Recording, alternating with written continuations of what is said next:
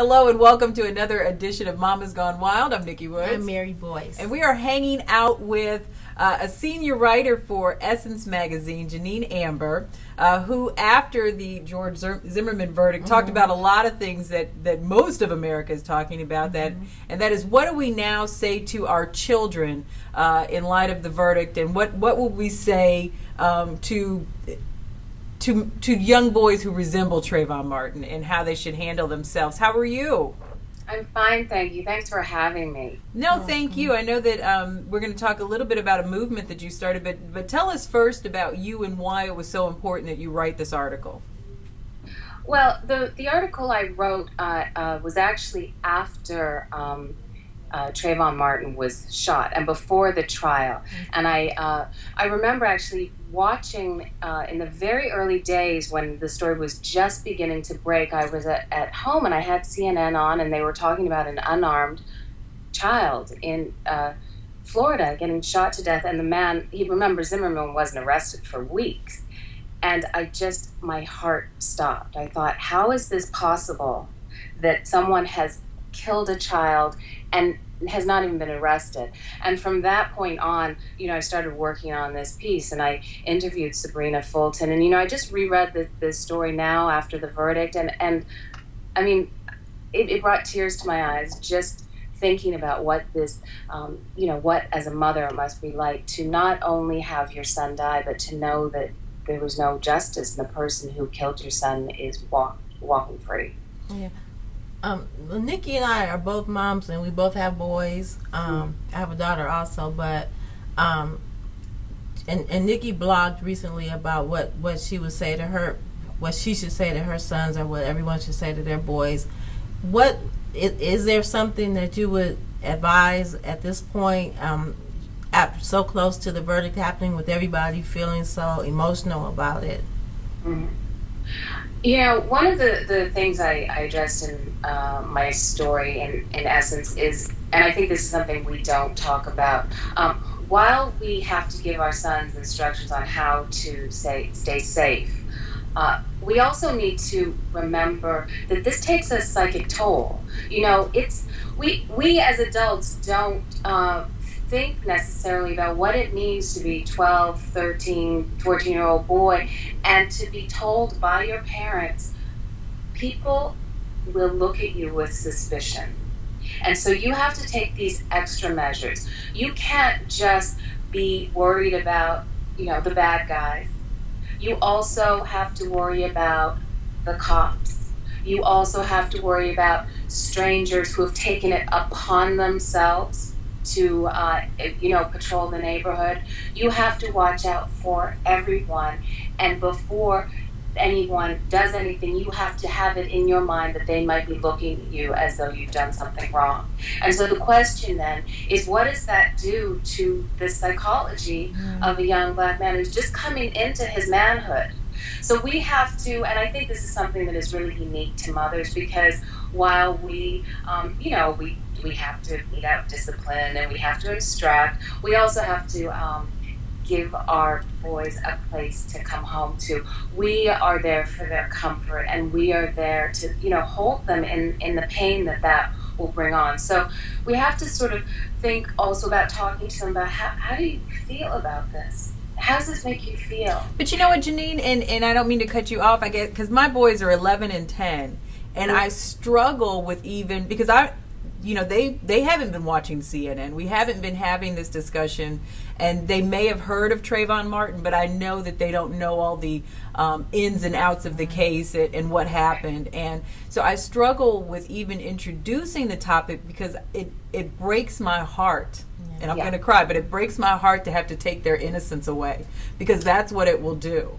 So what age do you think that is appropriate to start introducing it, and how do you even start having the conversation with boys who are still so innocent? It's funny, as you say you're about to cry, and I also am like, I don't know that everyone really understands the impact this has on black mothers. I mean, it's like a knife through the heart, knowing that this is the world we are sending our children out into. But I will say this is not a discussion to put off. This is a discussion that has to happen far earlier than we are having it. There are studies that show that children are experiencing and are aware of discrimination and racism years before parents are talking to them about it. So it's sort of like sex ed. It's like we tell them or they will learn about it outside. So while and they may not come home. While they are getting those messages outside, we need to be countering that in the home with messages not just about safety, but also about their greatness, also about their cultural heritage, also about the greatness of all their forefathers who came before them, so they have something to balance the messages they're getting. And then we have to think about giving them messages in very practical, straightforward ways. Things like, if a police approaches you, even if he's wrong, do what he says, because you will not win that argument. You do what he says, you wait until you're at the station, let him arrest you if that's what he wants to do, then you get your help, then you get your lawyer, your parents, whatever, but you do not argue with a cop. If you have something in your hand when a police officer approaches you, you drop it. I don't care if it's a wallet, a popsicle, your phone, drop it. If you are pulled over by a police officer in your car, you drive to a place that is well lit. You don't want to drive off onto the side street.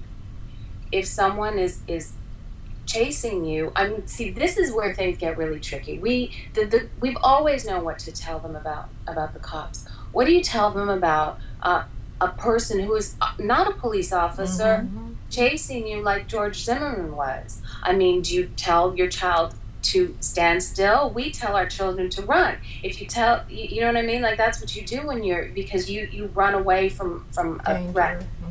If you run and someone is a vigilante and they've already decided you've committed a crime, right? Then what happens? This is causing all sorts of problems for us in terms of what we do tell our sons. But one of the measures that you all have started is the "He is not a suspect" campaign in social media. Hashtag "He is not a suspect." Yes. And you're asking for mothers. We can all post our beautiful pictures of us and our boys on Instagram and Twitter, and just to get the message out that all of these beautiful boys are worth something, that they do have value. Yes. And which might not be clearly stated as a result of the George Zimmerman verdict, but that there's worth there. Yeah, we are very excited about this. We're launching this social media campaign tomorrow on Wednesday.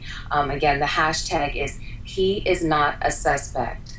And what we want people to do is take a picture of themselves with their son, their nephew, their grandson, their neighbor, any young Black man who you care about, and tell us in a few lines what is so wonderful about this person.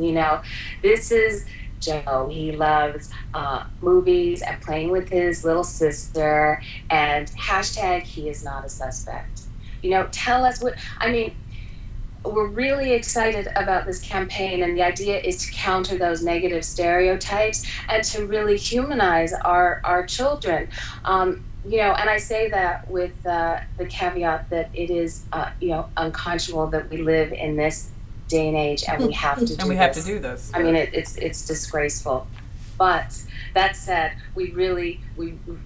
this campaign, I think it's also a way to celebrate our sons, to celebrate them, and to just talk about how awesome they are. That's what we want to do every day anyway. Right, exactly. And even the ones who aren't angels, because I think that gets lost too. Even whatever Trayvon might have done that might not have been perfect, that still doesn't make his life any less valuable. He still had a right to go home to his mom. Exactly. Absolutely. And this is the message that we have to keep driving home, because clearly that is not the message that this trial has given the general public. Well, we thank you for being a voice, and we thank Essence for always being at the forefront of matters that are important to us and issues that concern the African American community. So the campaign is He is not a Suspect, and it kicks off tomorrow. So everybody start taking all those pictures and get ready to post. Thank you so much. Thank you, Jeannine Amber. And can we still see the article on the website? Or Yes, if you go to essence.com, the article is there, and it has some great tips for talking with your sons, and also some tips for how we can get engaged as a community and politically, because at the end of the day, that's how real change happens. Absolutely. Thank you so much. And we thank you for joining us for another edition of Mama's Gone Wild. I'm Nikki Woods. I'm Mary Boyce. Stay wild.